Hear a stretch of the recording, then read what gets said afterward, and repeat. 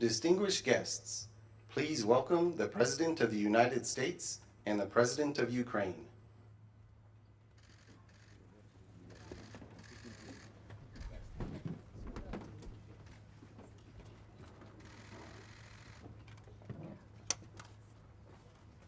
Both leaders will now sign an historic new bilateral security agreement between the United States and Ukraine.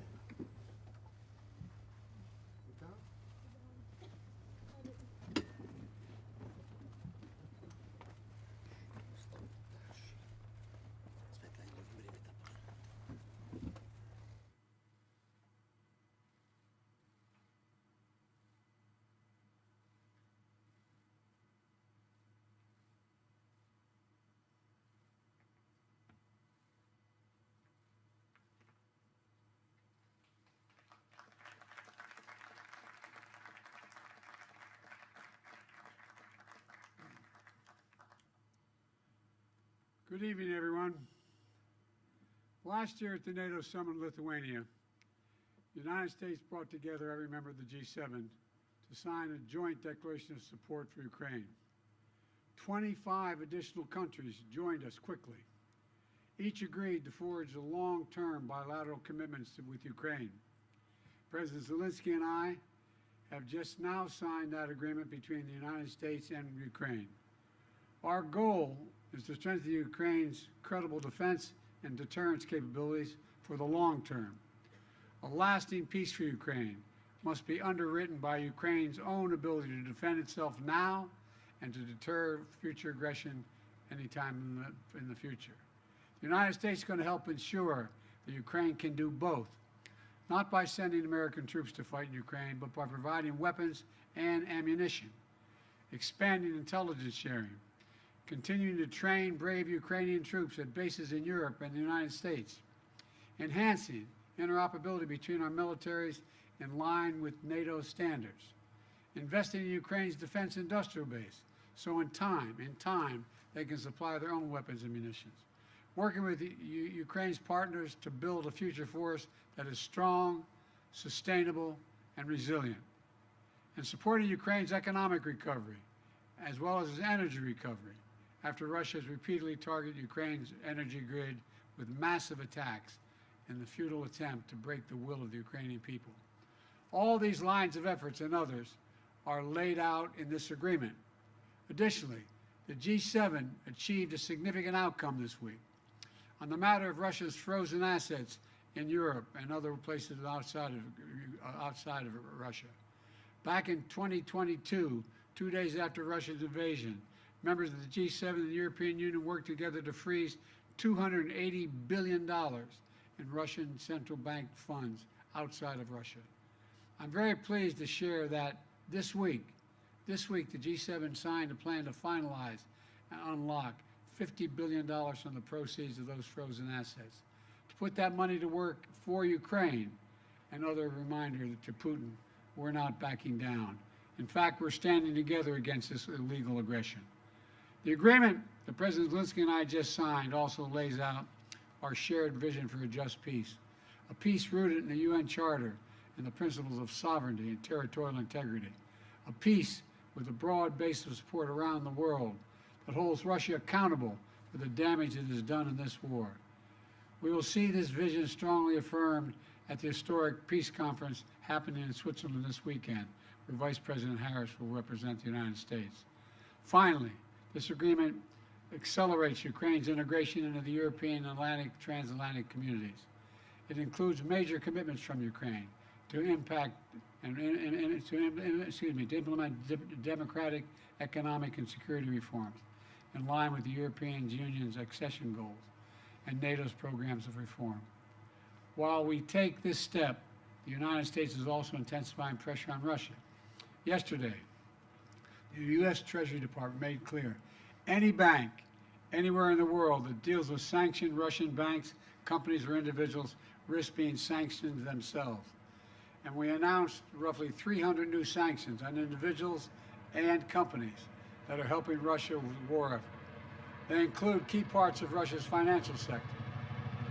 I'll wait till it goes over.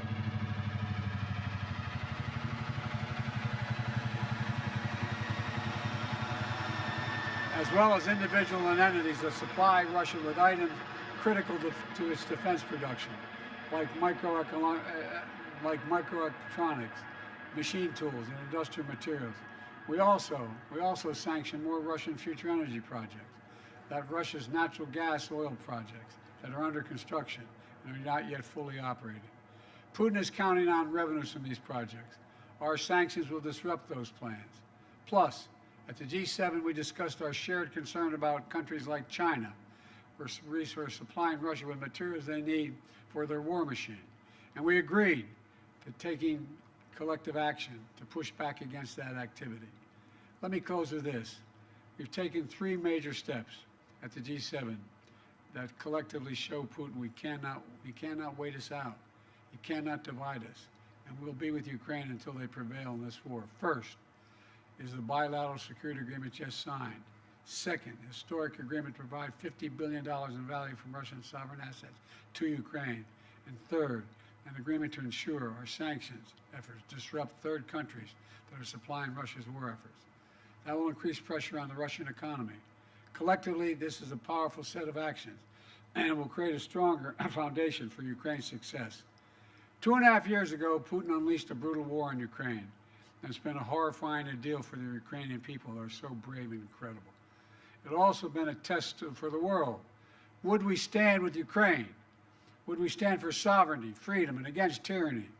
The United States, the G7, and countries around the world have consistently answered the question by saying, yes, we will. We will say it again, yes, again and again and again. We're going to stand with Ukraine. And thank you, and I now yield to my friend from Ukraine, President. Thank you so much, Mr. President Biden, dear President, dear journalists, dear Ukrainians, dear Americans, and thank you so much. Thanks, Italy and Georgia, for an invitation. Dear friends, today is a truly historic day, and we have signed the strongest agreement between Ukraine and the U.S. since our independence. And this is an agreement on security and thus on the protection of human life. This is an agreement on cooperation and thus on how our nations will become stronger.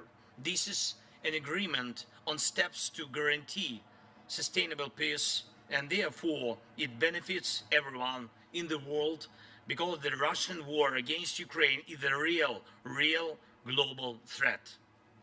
I thank you very much, Mr. President, for your leadership, which is reflected in particular in this agreement and in your years of support for Ukraine. I thank our teams, both teams. Thanks very much for making sure that the details of the agreement are really good. And of course, I want to thank every Ukrainian soldier, all our people whose courage made this level of alliance between Ukraine and the United States possible. And I'm proud of our people and what Ukraine can do, and I'm very grateful to all Americans, to everyone in America who strengthens American leadership. So, under the points of the agreement, first, the agreement contains a very detailed, legally binding part, and this means the credibility of America's support for our Ukrainian independence. Secondly, security commitments from the United States are based, among other things, on the sustainability of security and defense support, not only for the duration of this war, but also for the period of peace after the war. And we will definitely ensure peace. Third, it clearly states that America supports Ukraine's efforts to win this war. Fourth, the agreement has good provisions on weapons for our defense, whereas specifically on the Patriot systems, whereas specifically on the supply of fighter squadrons to Ukraine. That's right, plural squadrons, including but not limited to F-16s. We have worked for a long time for this. The agreement is also very specific about the supply of the necessary weapons, joint production, and strengthening of the defense industries of our countries through our cooperation. And this is something that will not only provide security, but also new, good jobs for Ukrainians and Americans. The agreement also outlines what is needed in terms of intelligence information. The agreement contains key aspects of protecting the lives of our people. Fifth, it is very important that the agreement also addresses the issue of Russia's just responsibility for this war and its attempts to destroy Ukrainians. America supports both fair compensation for the damage caused by Russian strikes and working out ways to ensure that frozen Russian assets are used to protect and rebuild Ukraine. The agreement also includes sanctions and export controls that will make Russia feel the pain for what it is doing against the freedom of peoples. And two more things. I'm grateful that the philosophy of our security agreement is in fact the philosophy of the alliance, and that is why the issue of NATO is covered through the text of the agreement. It states that America supports Ukraine's future membership in NATO and recognizes that our security agreement is a bridge to Ukraine's membership in NATO. It is very important for all Ukrainians and for all Europeans to know that there will be no security deficit in Europe, which tempts the aggressor to war and makes the future uncertain. Now we are clearly defining everything. We will cooperate for the sake of victory, make peace guarantees effective, and provide the necessary security for our people.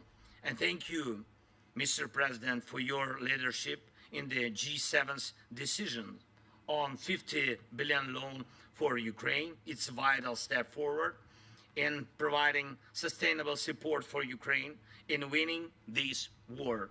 Russian immobilized assets should be used for defending lives of Ukrainians from Russian terror and for repaying the damage aggressor caused to Ukraine. It's fair and absolutely right. Mr. President, thank you, your team. I would also like to thank the United States Congress for their support, both parties, both chambers. Thank you, and thanks to every American heart that does not betray freedom and supports us. Slava Ukraini!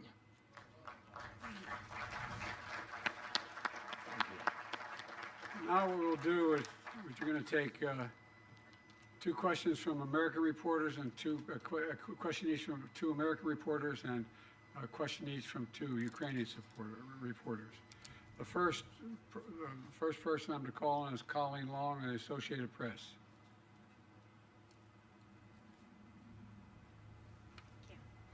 Thanks, Mr. President.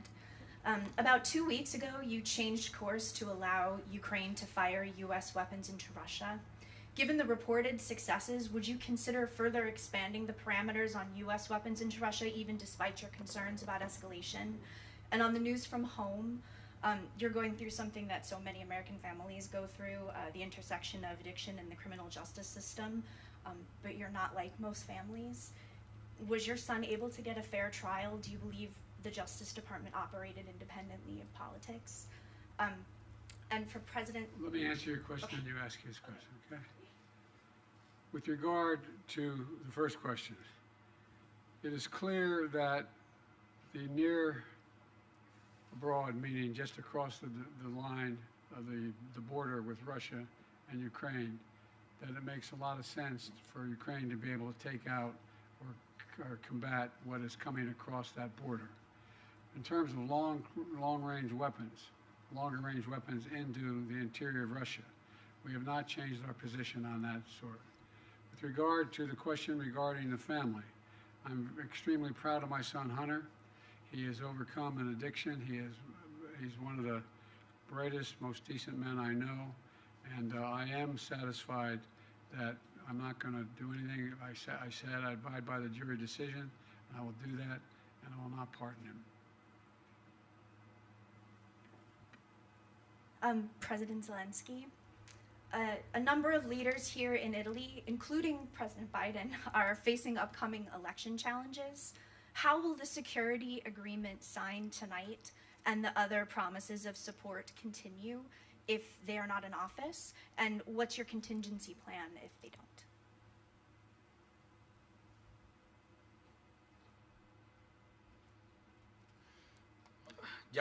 Thank you for this question. May I ask? First and foremost, I'd like to thank the people of the nations, first and foremost, to the United States, to the countries in Europe and on other continents who have supported us since the very beginning of this absolutely unjust war of Russia against the people of Ukraine. That is it. They've been killing people, homes and territory. All that is very important. It is part of life. But first and foremost, we're speaking about people and lives of people. You understand? And this war was unjust since the very beginning. The war of this evil, whose name is Putin, the war against the people of Ukraine. And he has killed so many people. To say that it is not him, there was a military man who did it. The last one is just an instrument of his, and he's playing this instrument, and therefore it is important for us that since the very beginning we were supported by people, by nations, because they understood that we share common values. We simply want to live, and the people understood. They imagined what will happen if such evil attacks them, and therefore we were supported by people. And I thank President Biden and other leaders who, since the very beginning of the invasion, Putin's invasion, started to support us. They, based on their values, they were based on the voice of their people, and it is impossible without people. And I am sure that this nation chooses leaders and presidents, and it seems to me that no matter whom the nation chooses, first and foremost, it seems to me that everything depends on the unity within this or that state. And if the people are with us, any leader will be with us in this struggle for freedom. Call on a Ukrainian reporter? Yeah, with pleasure. Thank you so much. Так, будь ласка, телеканал Інтер. Yes, please, Inter. Irina Ivanova, Irina Ivanova, Ukraine, Inter and TV I have channel. a question for both leaders. So today, during the G7 meeting, the discussion focused on developing Ukraine's air defense system based on the most advanced Western complexes and also on enhancing long-range capabilities. So my question is, can you provide any details on the initiative and about the readiness of our allies to take part in it? Thank you. I'd be happy to respond to that. We have acquired commitment from 5 countries so far for Patriot batteries and other air defense systems, as well as we've let it be known to those countries that are expecting from us air defense systems in the future, that they're going to have to wait. Everything we have is going to go to Ukraine until their needs are met, and then we will make good on the commitments we made to other countries. I think President Biden already answered your question. Really, he knows, and all other partners, they know that urgently we need 7 Patriot systems. Yes, to save our cities, not all of them, it's a pity, but urgently 7. And we discussed the possibility of having 5 of them. It's true, but the partners work on it. It doesn't mean that tomorrow we will have these 5 systems, but we see in the closest future good result for Ukraine. You'll have some relatively quickly. American reporter, Josh Weingrove, Bloomberg. Thank you, Mr. President. I have a question for President Zelenskyy shortly on the announcements, but if you don't mind, I'd like to ask you about your discussions on the situation in Gaza here at the summit. You were asked just a short time ago about it. after the skydiving demonstration. Can you give us your assessment of Hamas's response? And do you believe that they are trying to work towards a deal, or is this response working against a deal? And what is your message to allies, including those here at the G7, about what more, if anything, the U.S. can do to drive towards a peace agreement? Thank you. I wish you guys would play by the rules a little bit. I'm here to talk about a critical situation in Ukraine. You're asking me another subject. I'll be happy to answer it in detail later. But the bottom line is that we've made an agreement. I've laid out an approach that has been endorsed by the UN Security Council, by the G7, by the Israelis, and the biggest hang-up so far is Hamas refusing to sign on, even though they have submitted something similar. Whether it now that comes to fruition remains to be seen. We're going to continue to push. I don't have a final answer for you. And to President Biden's point, a question about today's discussions. President Zelenskyy, the $50 billion today, you've had the supplemental, of course, from the U.S. Congress recently. Can you give us an assessment of the situation on the battlefield right now, and what has been given now? How long will this get you in terms of either stopping the Russian advance or making headway on this? And how long will it last you if indeed future leaders or current leaders are unable to reach consensus on further aid packages? And President Biden, I'd welcome your assessment of the situation currently on the battlefield and what difference the supplemental has made as well, sir. Thank you.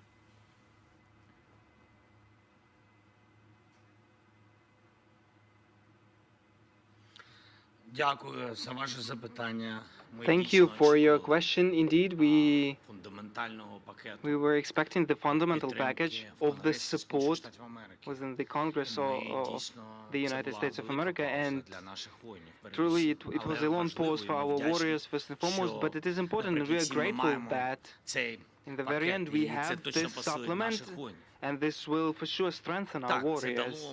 Yes, this has given the opportunity to the enemy within this pause to try to occupy Kharkiv, but that attempt was stopped by our warriors. They were repelled. The enemy was repelled, and we, despite everything, disrupted all their plans, and it seems to me that that is the most important thing. What this supplement that will arrive gives us, it enables us to fully equip the reserves, those guys, those brigades that are ready, so that they provide for the opportunity to rotate our units on the battlefield, so that they can have some rest, so that the brigades can regenerate, so that other brigades enter the battlefield instead of them with equipment. This is what the supplement gives them. So the raise of morale, but also the raise of strength of our brigades, and it seems to me that this is the most important. For how long this will be enough? Look, we without package have been holding the lines for 8 months, and the Russians had no successes. And therefore, the question for how long it will be enough? No, I think the question has to be for how long the unity will last. The unity in the United States together with the European leaders. How these or those elections will influence this unity. It seems to me that we should look on this exactly this way, to preserve unity, to preserve the integrity of the world, integrity of the democratic world, because if Ukraine does not withstand, the democracy of many countries will not be able to withstand, and I'm sure of that. By the way, the idea that we had to wait till we passed the legislation overall, even held up by a small majority of our Republican colleagues, was just terrible. And there's a lot more money coming beyond what's already come in the other tranches that are available now that we've passed the legislation. So they'll have what they need and get it there as quickly as we possibly can. Thank you so much, Mr. President. Telegraph, будь ласка. Telegraph, please. Good evening. My name is Yaroslav Zharin of Telegraph UA. Thank you for this opportunity. I have a long way from Kyiv and have enough time to prepare such long question. Firstly, to Joe Biden. Mr. President, the additional Ukraine Supplemental Appropriations Act that you signed mandated the submission of strategy war for the war in Ukraine within 45 days after its enactment. This deadline passed on June 8th, and now yet the international community has not seen this strategy. Has it been developed?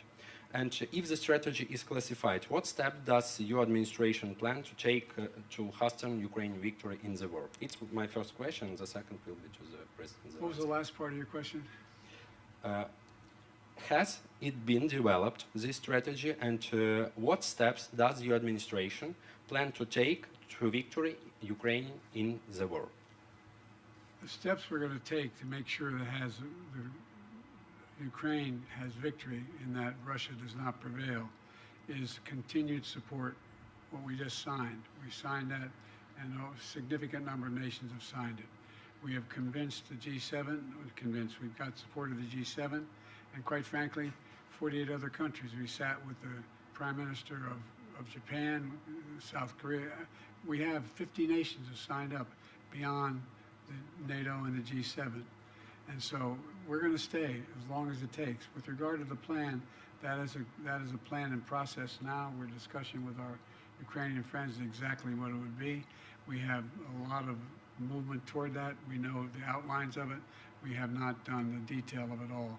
But we know what Ukraine is capable of doing when given the material to defend themselves, and that's exactly what they're doing now. And my second question is to President Zelenskyy. It will be in Ukraine. And recently you have made a couple of sharp statements regarding China, and there are rumors in press regarding the possible supplies of Russia's weapons to China. Apart from that, China is actively promoting its own peace plan among certain countries. What are the motives of Beijing now, and would it be possible to change the vision of China regarding our war, and which role the US can play in this? And the final question is China a partner of Russia in these crimes that it commits? Yes, I understood that your trip was long.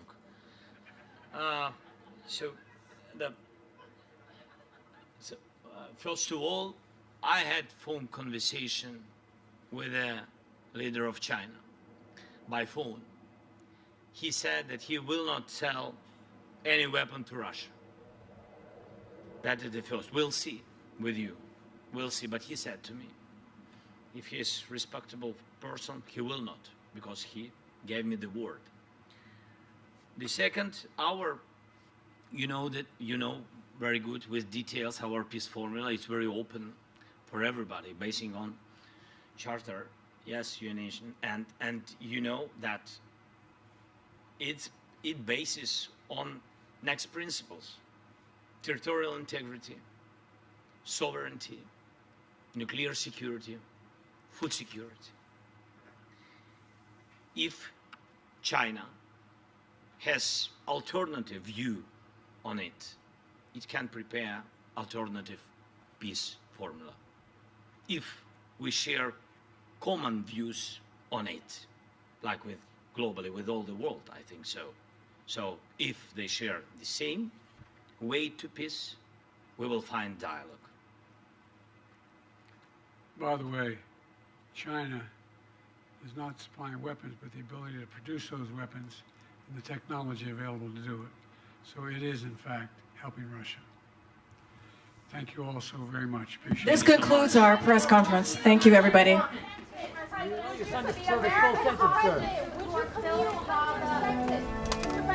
President, do you plan on continuing to